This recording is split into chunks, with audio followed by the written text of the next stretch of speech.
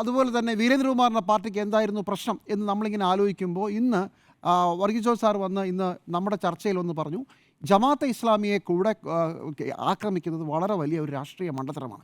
ഇത് മാത്രമല്ല, അദ്ദേഹം LDFനകത്ത് നടന്ന ചർച്ചയുടെ വിശദാംശങ്ങളും ഇന്ന് പുറത്തു പറഞ്ഞു.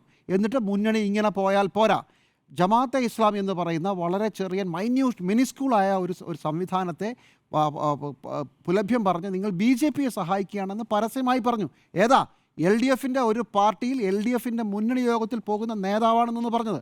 അപ്പോൾ രണ്ട് കൂട്ടരും കാരണങ്ങൾ ഏതാണ്ട് അണിയറയിൽ ഒരുക്കുകയും പരസ്യമായി പറഞ്ഞു തുടങ്ങുകയും ചെയ്തിട്ടുണ്ട്. ഇതിൻ്റെ അർത്ഥം ഇവർ പോകുമെന്നോ പോകില്ല എന്നോ അല്ല.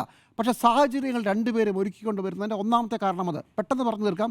രണ്ടാമത്തേത്, ജോസ് കെ മാണി ഇന്നത്തെ LDF സർക്കാരിൻ്റെയും LDF മുന്നണിയുടെയും സമരത്തിൽ പങ്കെടുത്തില്ല എന്നത് മാത്രമല്ല, കഴിഞ്ഞ 2 LDF യോഗങ്ങളിൽ അദ്ദേഹം വരുന്നില്ല.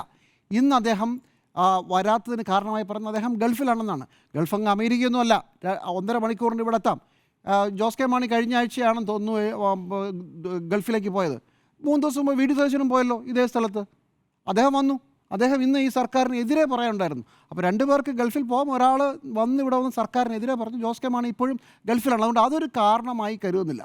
പക്ഷേ ഷോ ഡൗൺ വരാൻ പോകുന്നത് അടുത്ത മാസം നടക്കാൻ പോകുന്ന മേഖലാ ജാഥകളാണ് LDFൻ്റെ.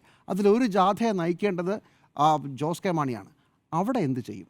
അപ്പോൾ വളരെ പ്ലാൻ ചെയ്ത് അദ്ദേഹം പ്രധാനപ്പെട്ട യോഗങ്ങളിൽ നിന്ന്, പ്രധാനപ്പെട്ട പരിപാടികളിൽ നിന്ന് വിട്ടു നിൽക്കുന്നത് ഒരു പക്ഷേ ഇതിന് ടൈം എടുക്കാൻ വേണ്ടിയിട്ടായിരിക്കും.